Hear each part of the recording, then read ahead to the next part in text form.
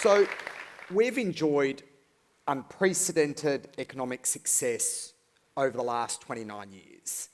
And I think the reality is that success masks the clear threats that we face. Australia has an urgent imperative to embrace innovation as a national priority. And I want to talk about the story of innovation. It can be told through the lens of companies, it can be told through the lens of countries, it can be told through the lens of cities. And I want to start by focusing on a couple of cities. And it's an obvious story, but it's an important story that we stop and reflect on. And those cities or those regions are the San Francisco Bay Area and Greater Detroit. So let's start the story in the post-World War II era. Detroit was absolutely booming. Lots and lots of innovation based on the automotive industry. Detroit, of course, was not only home to the big three US auto manufacturers, it was also home to hundreds and hundreds, probably thousands of other companies that were operating in the automotive ecosystem.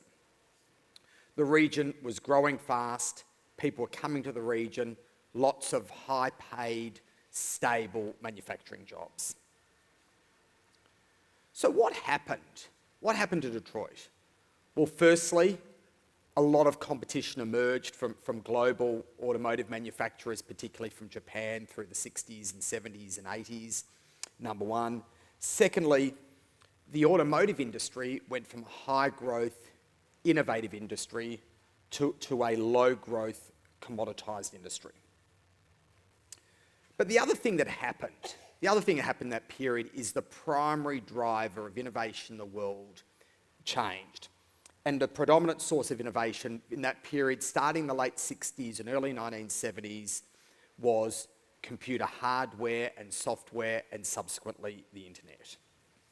And as of course we all know, the focal point for that growth over the past 40 years has been the San Francisco Bay Area.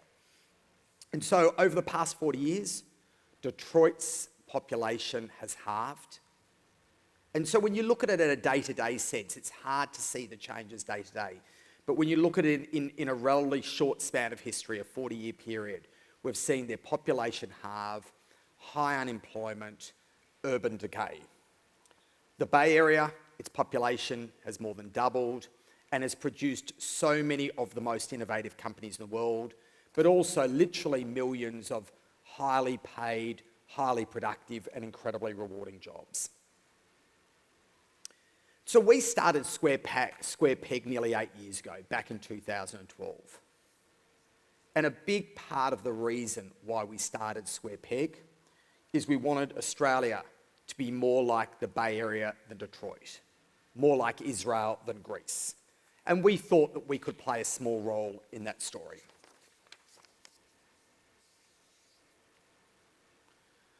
So let's talk about why it's critical that Australia become more innovative. Let's look at the largest companies in the US. You see a lot of familiar names. You see Apple and Amazon and Facebook and Google and Salesforce and Netflix.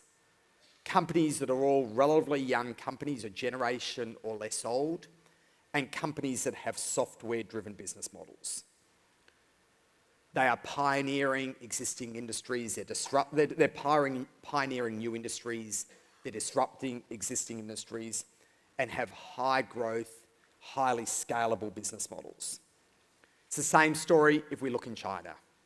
We see obviously companies like Alibaba, Tencent, Baidu, JD.com, etc. There's lots and lots of familiar names in the largest companies in Australia.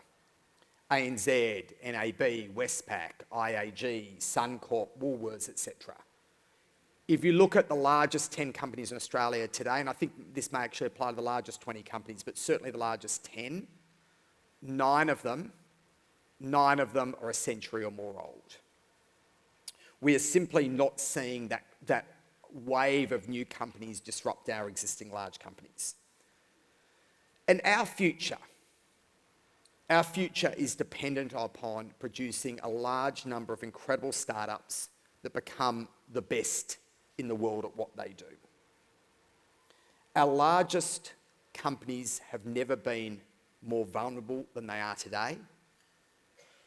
And therefore, it's critical that we produce the new companies that underpin Australia's future prosperity and growth, and that are going to create the jobs that we're going to need to replace the jobs that will disappear from our largest employers. So why now? Why is there such a threat today compared to 5 years ago, 10 years ago, 20 years ago? It's because after all, as I said, we've seen incredible stability in the largest companies in Australia over the last 50 years. Firstly, it's the rise of software-driven business models that are solving many of the problems in the world today. They're solving problems globally, not locally. If we think about the things that have been digitised over the last 20 or 30 years and the things that are in the process of being digitised, we've of course digitised written word, we've digitised photos, videos, music and other content. We've digitised navigation, we've digitised trust, we've digitised money, we've digitised the buying and selling of physical goods and the connecting of buyers and sellers on marketplaces. If you think about what hotel owners used to rely on for their business, it was both their brand, but also trust. I knew what I was getting into. I knew what I was getting into when I booked a hotel at a certain brand. Now Airbnb has digitised trust as well as connecting buyers and sellers. Taxi companies used to rely on their dispatch service. And now, of course, Uber and other similar ride-sharing services directly connect buyers and sellers, and we don't require that dispatch service anymore.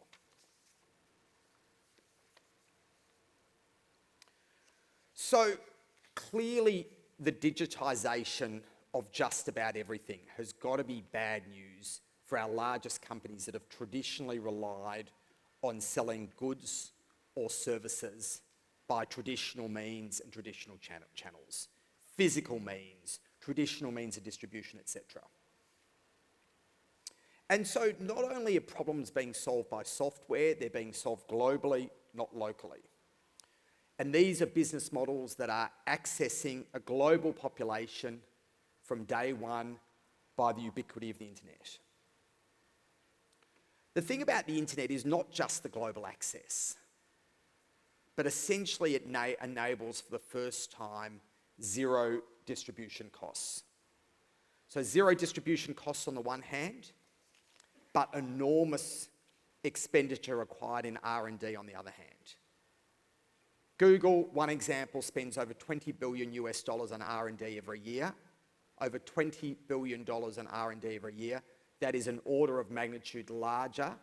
It's an order of magnitude larger than the largest R&D spender in Australia. So if you think about the history of our national champions, if you think about our retailers, our banks, our newspaper publishers, what we saw in the post-World War II era is these organisations disrupted local suburban businesses. And today, these companies are in turn being disrupted. And they're being disrupted by these global-driven business models. But the other factor, the third factor at work here, of course, is the rise of AI, which complicates the picture even more. And so why is the rise of AI so important and such a big part of the picture in terms of the disruption of large Australian companies? Firstly, why are we actually seeing, why today? Why after 20, 30, 40, almost 50 years of hype, why is it showtime for AI today? And I think most of us know the reasons. They're pretty commonly understood. But we're seeing, number one, an explosion in the volume of data, massive reductions in the costs of storage, the inexorable impact of Moore's law over successive generations, and then, of course, huge progress in AI techniques and methodologies. And then, in turn, all of those factors mean that there's a lot of capital coming into the sector, which in turn accelerates the rate of progress. It's a really, really important debate about the impact of AI on jobs. And it's a debate that there is an enormous gap not surprisingly, given where we are in the evolution of the impact of AI in our economy, but there's an enormous gap between those who have an incredibly pessimistic view and those with a more optimistic view. And the pessimists say that something like half of the jobs will disappear over the next 20 or 30 years. The optimists say, no, you don't understand. It's much easier to identify the jobs that will disappear than the jobs that will be created. Things will be much more balanced than they appear, but of course it'll be a little bit rough, the transition. And so we've got this gap between the view of the optimists and the pessimists, and it's an incredibly difficult issue to form a view on because the issues are so complex and we're so early in the journey. But what we do know is jobs will disappear everywhere and new jobs will be created in the most innovative parts of the world. So let's just use autonomous vehicles as an example, as an incredibly important and fairly early application of artificial intelligence. There are literally tens of millions, hundreds of millions of people who earn their living from driving vehicles. Taxis, couriers, ride-sharing services, trucks, etc. Those jobs exist everywhere in the world. Many, if not all of those jobs will disappear, whether that time frame is 5 years, 10 years, 20 years, 30 years. There's little debate about the rise of autonomous vehicles. There's a lot of debate about the time frames. So those jobs will disappear everywhere in the world. Of course, the rise of autonomous vehicles is going to see lots and lots of innovation and lots of new jobs being created. The problem is the jobs are going to disappear everywhere. The new jobs are going to be created in the most innovative parts of the world. And so let's just use a non-AI example. Let's just talk about Facebook. Facebook employs over 15,000 people at its campus in the Bay Area. Lots of incredibly challenging, rewarding, high-paying jobs. Over 15,000 people employed in the Bay Area. Facebook is the second largest media company in Australia right now. It generates revenues of something like 3 or 4 billion Australian dollars a year from Australian customers. It is the second largest media company in Australia and employs 150 Australians. That's basically, one side of the room, maybe about 2/3 the way up. The second largest media company in the world employs 15,000 people second largest media company in Australia employs over 15,000 people in the US, growing at 15-20% a year, and Australia employs 150 people. And that, in a nutshell, is a challenge of innovation. So let's talk a little bit about the history of innovation in Australia over the last 20, 25 years or so. And I think to a large extent, it's a tale of two stories. There's a story of our startups and what's happening in terms of the startup ecosystem, and then it's a story in terms of our largest incumbent businesses. So let me go back now 23 years to when we started Seek. There was very, very little in the way of a startup ecosystem in Australia. The number of founders who had the vision of building high-growth technology companies was pretty low. And the number that were focused on building global businesses rather than just local businesses was even lower. There were very few VCs in Australia, and those that existed at the time had little or no experience in either running startups or in backing startups. There were no incubators, no accelerators, no mentors. If you were looking for talent, there were very, very few people who had senior experience at high-growth, early-stage companies. Even if you're looking for a lawyer to draft a stock option plan or a shareholders agreement appropriate for a high-growth technology company, there were very, very few people with experience. And so there was really almost a complete absence of many of the elements that we see in a successful startup ecosystem. And what we saw over the next 10, 15 years is many of the elements started to come into place. We started to see the emergence of accelerators and incubators. Successful entrepreneurs provided a source of inspiration, mentorship, capital, and services capital for the next wave. And we saw the growth in the talent pool emerging from that earlier generation of startups. What we did see, though, in 2012 was that there was almost a complete absence of venture capital in the Australian market. That earlier generation of VC firms in Australia had essentially disappeared and hadn't yet been replaced by the current generation. So there was a sprinkling of angel investment, there was a sprinkling of US VCs who were occasionally dipping their toe in the water to back some Aussie tech companies that already achieved a degree of success. But there was no regular source of funding to back early stage Australian companies through their life cycle.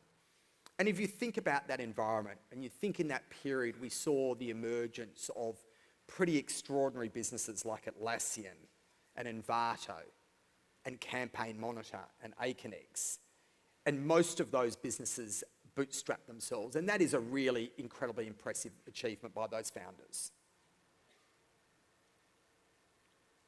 So where are we today? I think in terms of startup ecosystem, there are some really, really exciting signs. Most importantly, the key element to any startup ecosystem is extraordinary founders who have the courage and the wherewithal and the resilience and the drive to build amazing businesses. And we're seeing far, far more of those founders emerge compared to 5 years ago, 10 years ago, and certainly 20 years ago. We've seen the emergence of a number of VC funds in Australia that are now raising their third or fourth fund and are raising larger funds. And we're seeing more and more incredible global Aussie tech success stories emerge literally over the last 5 or 6 or 7 years. Companies like Canva, Airwallex, Deputy, Afterpay, Culture App. And one of the great things about the sort of the emergence and the strength of our startup ecosystem is its self-reinforcing nature. So these amazing founders are inspiring in turn the next generation of founders. So let me just focus for a moment on what are some of the key attributes we're seeing from this next generation of founders. Number one, we're seeing more and more of them recognise that in most markets, not all markets, but in most markets, you need to win globally, not locally, and are focusing on building global business models from day one. And you're going to hear from Jack from Airwallex in a moment, and there's certainly no better example of that in Australia than Jack and his team. Secondly, they're building world-class management teams literally from day one. So when we invested in Athena just on 2 years ago, which was a year before its launch, it had its entire leadership team in place, and the team brought to bear an incredible track record of success and experience in a whole range of previous organisations, but also were an incredibly aligned and focused team. And certainly the level of talent in the Aussie tech ecosystem is order of magnitude greater than it was 10 or 15 years ago. The next thing we're seeing with our great Aussie tech founders is they are incredibly ambitious and want to build businesses that have an outsized impact. Great example of this is Ashek Ahmed at Deputy. His ambition is really simple. He wants every single hourly worker in the world to be using Deputy. It's a really, really big vision. And then lastly, these founders aren't just building incredible businesses, they want to make the world a better place. They want to have a really, really positive impact on their communities. So Manuri Gunawanada at HealthMatch, who is helping patients access life-saving medication through clinical trials. Chris and Dan at Amber, who are trying to hasten the rise of renewable energy, are two great examples of businesses doing that. So that's the good news. Let's talk for a minute about the bad news. Let's talk about our largest companies. And if our startups are unambiguously moving in the right direction, the story for our largest Australian companies is absolutely alarming. In Australia, R&D spend is low and is declining. It's declining in absolute terms and it's declining relative to our peers. If we use broader measures of innovation spend rather than just R&D, the story is equally poor. If we drill down and we look at that R&D spend, because a lot of our R&D spend, a huge proportion is on massive infrastructure projects, LNG plants, resources projects, etc.